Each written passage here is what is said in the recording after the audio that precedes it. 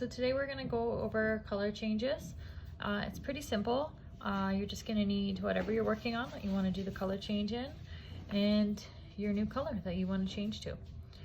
So we're gonna just go over the basic way to color change. We'll go over some more in-depth ways in another video where it's almost seamless between the color changes. But today we're just gonna go through the basic one. So it's really important that we start our color change in the last stitch of the round that we're doing. So this is the second last stitch of my round. And now we're gonna complete the last stitch of the round and do the color change at the same time. So I'm just doing single crochets here. So I'm just gonna go in my stitch, yarn over, pull through. Now, instead of completing your stitch with the yarn that you have currently, this is where we're going to make our color change. So we're gonna take it and we're just gonna make a loop. And this is what we're gonna put over our hook. And we're gonna pull through to finish off the stitch with that.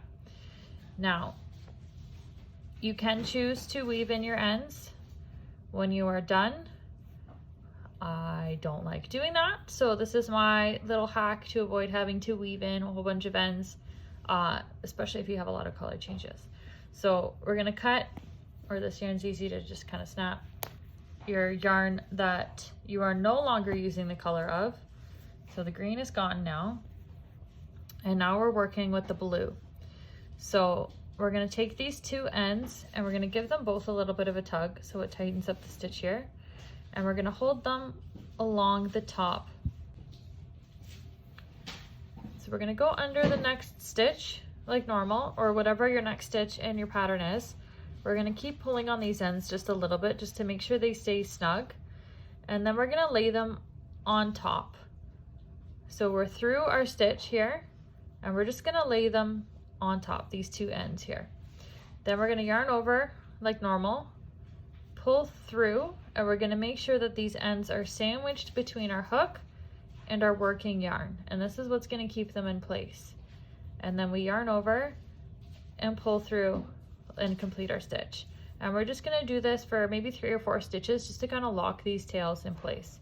So again, I'm gonna go through my next stitch, lay them on top, yarn over, pull through, make sure they're sandwiched between my hook and my working yarn, and yarn over and complete the stitch. And let's do one more.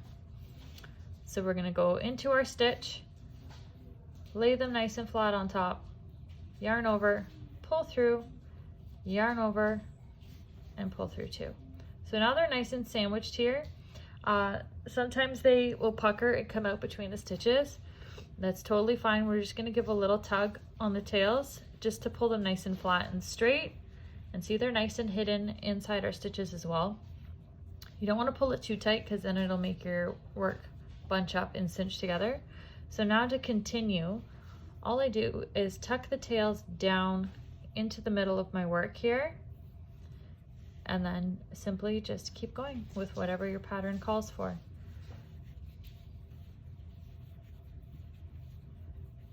See, and then we've got our color change. And since I am working in the round and this will be stuffed, I don't have to worry about these tails because they're not going to be seen on the inside.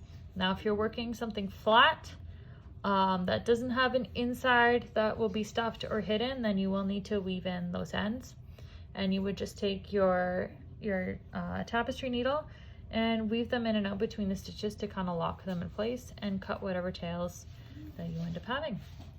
Thanks for watching, guys. Don't forget to like and subscribe to my channel.